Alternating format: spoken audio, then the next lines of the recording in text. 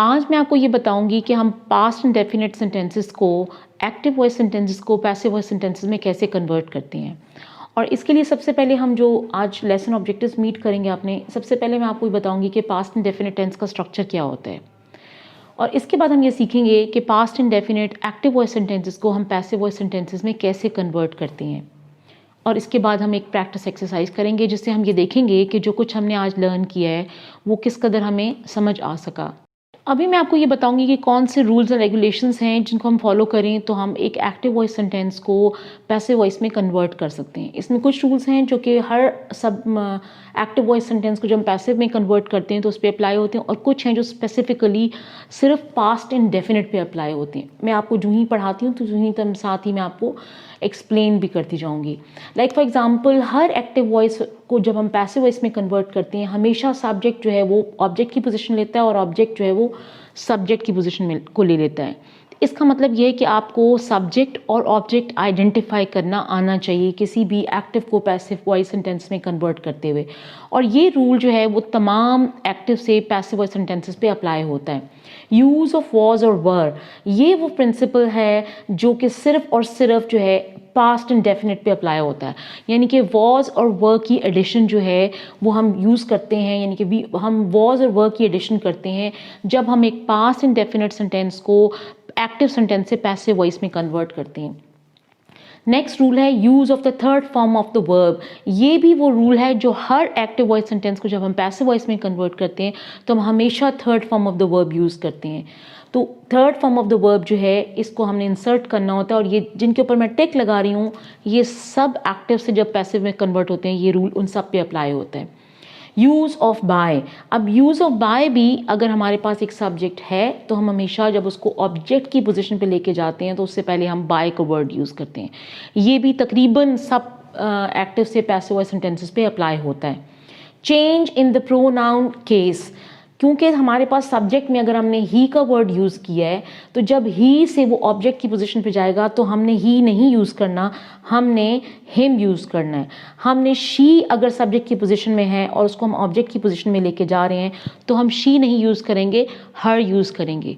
इसके लिए मैं आपको हाईली रिकमेंड करूँगी कि मैंने एक प्रोनाउन से रिलेटेड वीडियो डाली है अपने चैनल के ऊपर, जिसको आप देख लीजिए, जिसमें आपको नॉमिनेटिव केस, सब्जेक्टिव केस और एक्यूजेटिव केस या ऑब्जेक्टिव केस जो है प्रोनाउंस के सारे पता चल जाएंगे।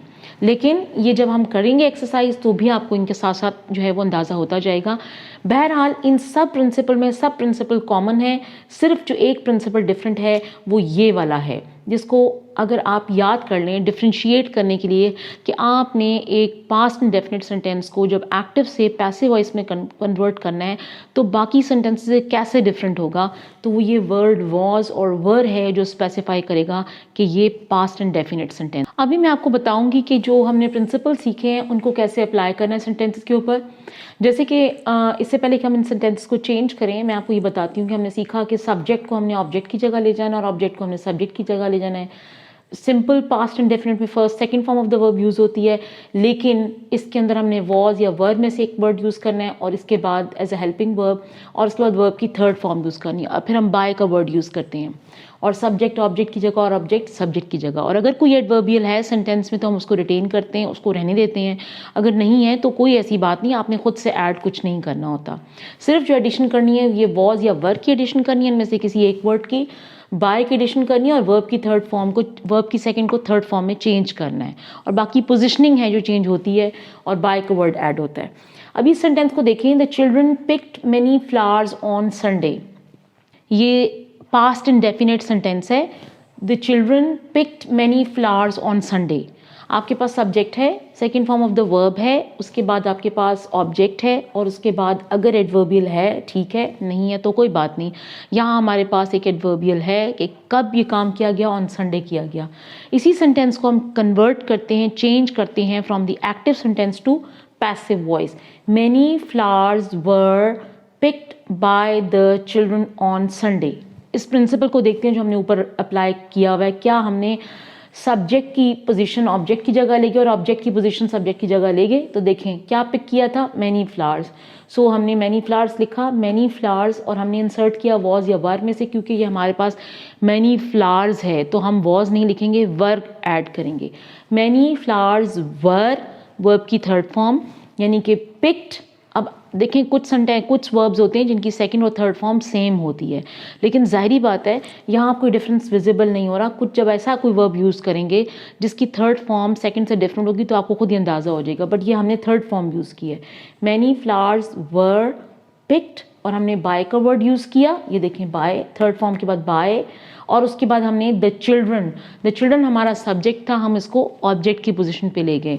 एंड फिर on Sunday, so many flowers were picked by the children on Sunday. हमने just according to this principal अपने सेंटेंस को एक्टिव से पैसिव सेंटेंस में कन्वर्ट कर लिया। लेट्स सी, हम अगला देखते हैं sentence. They collected honey early in the morning. हमारा सब्जेक्ट कौन है, दे है। उन्होंने क्या किया, ये हमारा वर्ब है, second form of the verb है, कलेक्टेड है। हनी हमारा ऑब्जेक्ट है, जो चीज़ उन्होंने कलेक्ट की वो हनी थी, दैट वो हमारा ऑब्जेक्ट है। और इसके बाद कब उन्होंने कलेक्ट की, अर्ली इन द मॉर्निंग, ये हमारी एडवर्बियल फ्रेज है। अब इसको हम चेंज करेंगे, सब्जेक्ट को ऑब्जेक्ट को की जगह और ऑब्जेक्ट को सब्जेक्ट की जगह। Honey was collected by them, Honey was collected by them early in the morning. तो ये देखें कि हमने बिल्कुल इस प्रिंसिपल को ज़हन में रखते हुए अपना सेंटेंस जो है वो चेंज कर लिया। चूँकि हनी जो है एक सिंगुलर था, इसलिए जब हम हनी को यहाँ लेके गए तो हमने हनी के साथ वॉज लगाया, वर नहीं लगाया, और बाय की वर्ड की एडिशन की, third form of the verb लगाया। अब ये सवाल पैदा होता है कि यहाँ तो वर्ड दे था, जब हम दे को सब्जेक्ट से उठा के ऑब्जेक्ट की जगह लेके गए तो ये देम कैसे हो गया। ये नेचुरल है, क्योंकि देखें जब हम वहाँ सब्जेक्ट जो है वो दे था, यहाँ एज एन ऑब्जेक्ट यूज़ हो रहा है, तो हम दे का ऑब्जेक्टिव केस यूज़ करेंगे। इसके लिए मैं आपको हाईली रिकमेंड करूँगी कि मैंने एक अपलोड की हुई वीडियो प्रोनाउन से रिलेटेड, उसमें नॉमिनेटिव केस भी यानी कि सब्जेक्टिव केस भी डिस्कस किए हुए हैं, ऑब्जेक्टिव केस भी डिस्कस किए हुए हैं। तो इस सूरत में हमने ऑब्जेक्टिव केस यूज़ करना है, यानी कि दे का देम यूज़ करना है। अर्ली इन द मॉर्निंग हमारा एज सच हमारा एडवर्बियल था, जो कि हमने इसी तरह नीचे शिफ्ट कर लिया।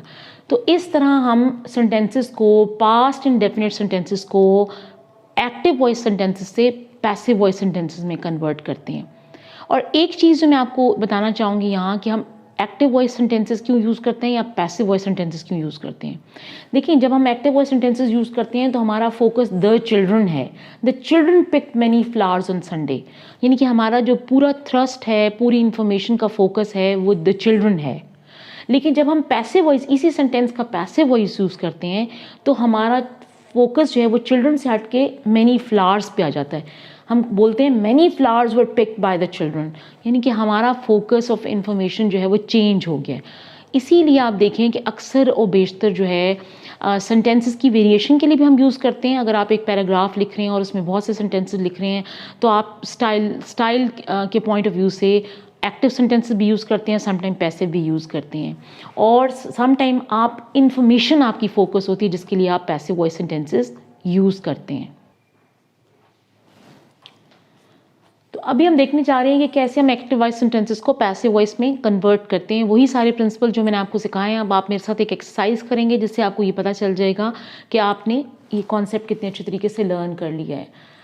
सब्जेक्ट, जो एक्टिव वॉइस सेंटेंस होता है पास्ट इंडेफिनिट का, उसका स्ट्रक्चर ये होता है, सब्जेक्ट, उसके बाद वर्ब की सेकंड फॉर्म, उसके बाद ऑब्जेक्ट आता है और उसके बाद एडवर्बियल आता है। अगर सेंटेंस में एडवर्बियल है ठीक है, अगर नहीं है तो भी सेंटेंस कंप्लीट होता है। मैंने चूँकि आपको एडवर्बियल के साथ एक चॉइस देनी थी इसलिए मैंने इसको ऐड कर दिया। जब इसी सेंटेंस को हम पैसिव वॉइस में कन्वर्ट करते हैं तो ऑब्जेक्ट सब्जेक्ट की पोजीशन पे चला जाता है और सब्जेक्ट ऑब्जेक्ट की पोजीशन पे आ जाता है। ऑब्जेक्ट, उसके बाद हम वॉज या वर, इन दोनों में से कोई एक हेल्पिंग वर्ब यूज़ करते हैं, फिर हम वर्ब की थर्ड फॉर्म यूज़ करते हैं। यहाँ सेकंड फॉर्म जो होती है, लेकिन हमेशा ऑल पैसिव वॉइस में किसी भी टाइप का पैसिव वॉइस कर रहे हो, चाहे प्रेजेंट इंडेफिनिट हो, चाहे पास्ट इंडेफिनिट हो, चाहे आप प्रेजेंट परफेक्ट करें, पास्ट परफेक्ट करें, हमेशा वर्ब की थर्ड फॉर्म यूज़ होती है। इसके बाद आप बाय का वर्ड यूज़ करते हैं और उसके बाद आप सब्जेक्ट ले आते हैं और फिर एडवर्बियल। तो आपने देखा कि सब्जेक्ट ऑब्जेक्ट की जगह चला गया और ऑब्जेक्ट सब्जेक्ट की जगह चला गया। अभी इन सेंटेंसेस को आप मेरे साथ करेंगे और फिर आप देखेंगे कि क्या काम है जो हमने करना है।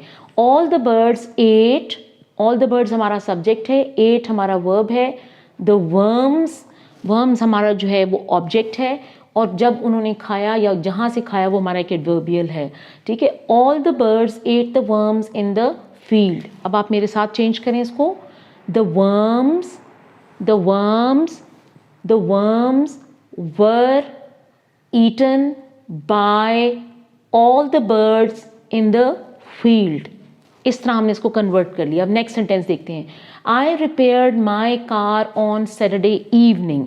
इस सेंटेंस में देखें आपका सब्जेक्ट जो है वो आई है, रिपेयर्ड आपका वर्ब है, किस चीज़ को आपने रिपेयर किया वो आपका ऑब्जेक्ट है, कब रिपेयर किया वो आपका एडवर्बियल है। देखिए अब इसको हम चेंज करते हैं।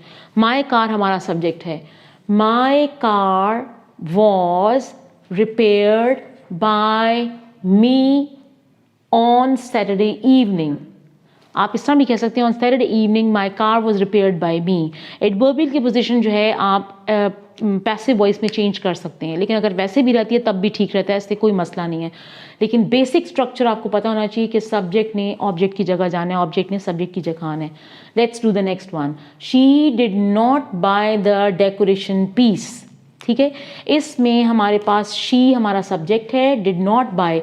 अच्छा, यहाँ मैंने जानबूझकर एक नेगेटिव सेंटेंस जो है वो ऐड किया है ताकि आपको ये भी पता चले कि एक नेगेटिव सेंटेंस को कैसे हम पैसिव वॉइस में कन्वर्ट करते हैं। It's not a big deal, ये कोई बहुत बड़ी चीज़ नहीं है। आपने सिर्फ हेल्पिंग वर्ब वॉज या वर के फ़ौरन बाद नॉट को इंसर्ट करना है, दैट्स इट। इसके अलावा कुछ नहीं, बाकी सब वैसे ही होगा। She did not buy the decoration piece. उसने क्या चीज़ नहीं खरीदी? Decoration piece.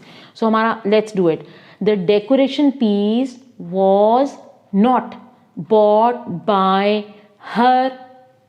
That's it. इस सेंटेंस में हमारे पास एडवर्बियल था ही नहीं, इसलिए हमने उसको ऐड नहीं किया। बाकी सेंटेंस हमने चेंज कर दिया as such. Let's do the next one. Labourers, labourers हमारा सब्जेक्ट है। कैरिड लोड्स, कैरिड, कैरिड हमारा जो है वो वर्ब है। लोड्स ऑफ ब्रिक्स जो है, जो हमारा ऑब्जेक्ट है। टू द बिल्डिंग साइट, ये हमारा एडवर्बियल है।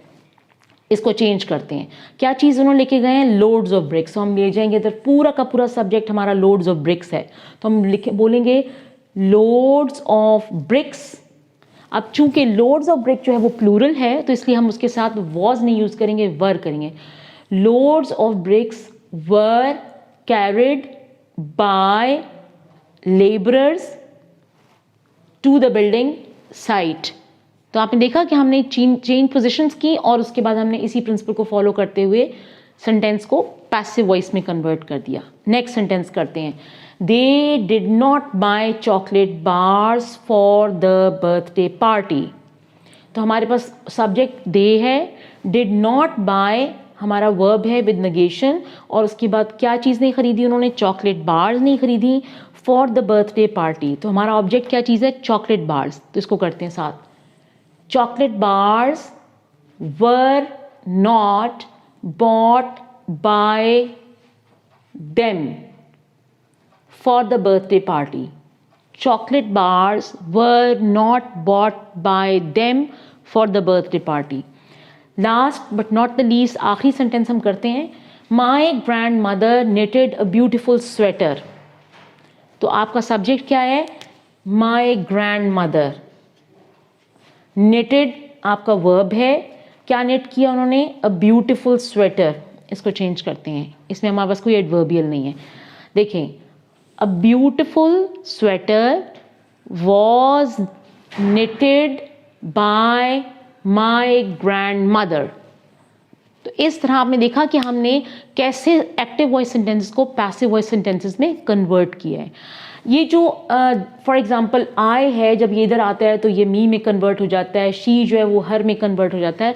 इस चीज़ को समझने के लिए मैं आपको स्ट्रांगली रिकमेंड करूँगी कि मैंने एक अपनी वीडियो अपलोड की हुई है प्रोनाउंस से रिलेटेड, आप वो ज़रूर देखें, बिकॉज वो आपके लिए बहुत ज़्यादा हेल्पफुल होगी कि जब हम सब्जेक्ट के तौर पे प्रोनाउन यूज़ करते हैं तो कौन सा केस ऑफ प्रोनाउन यूज़ होता है, और जब हम ऑब्जेक्ट के तौर पे यूज़ करते हैं ना सेंटेंस, तो कौन सा प्रोनाउन यूज़ होता है। हम प्रोनाउन चेंज नहीं करते, उसका सिर्फ केस चेंज करते हैं। यानी कि यहाँ शी है, ये सब्जेक्टिव केस है, लेकिन जब ये ऑब्जेक्ट के तौर पे आएगा तो हर होगा। यहाँ आई है, ये सब्जेक्ट केस है, जब ये ऑब्जेक्ट के तौर पे आएगा तो मी हो जाएगा। सो ये जो केसेस को समझने वाली बात है, उसके लिए मैं स्ट्रांगली रिकमेंड करूँगी आपको वो वीडियो वॉच करने के लिए। एनी हाउ, आज के लेसन में हमने जो चीज़ सीखी वो ये थी कि हमने देखा कि कैसे कि स्ट्रक्चर क्या होता है, पास्ट एंड डेफिनेट टेंस का स्ट्रक्चर क्या होता है, जो कि हमने एक्टिव वॉइस सेंटेंस, जितने भी सेंटेंसेस जो आम तौर पे हम लिखते हैं वो जनरली एक्टिव वॉइस में होते हैं, लेकिन जब हम उनको कन्वर्ट करते हैं पैसिव वॉइस में तो वो इस तरह हो जाते हैं। दूसरी चीज़ जो हमने लर्न की है वो ये लर्न की है कि एक्टिव वॉइस सेंटेंसेस जो हैं उसमें सब्जेक्ट इंपॉर्टेंट होता है, जबकि पैसिव वॉइस सेंटेंस में इंफॉर्मेशन मोर इंपॉर्टेंट होती है। आप ये देखें, all the birds ate the worms, इसमें बर्ड्स हमारे लिए इंपॉर्टेंट हैं, हम उनके मुतालिक बात कर रहे हैं, उनसे रिलेटेड इन्फॉर्मेशन है जो बाकी सेंटेंस में है। लेकिन जब हम ये कहते हैं the worms were eaten by all the birds, तो फिर हमारे लिए द वर्म जो खाए जा चुके हैं वो इन्फॉर्मेशन ज़्यादा इंपॉर्टेंट है बनिस्बत बर्ड्स के, इसीलिए हम पैसिव वॉइस सेंटेंसेस को यूज़ करते हैं।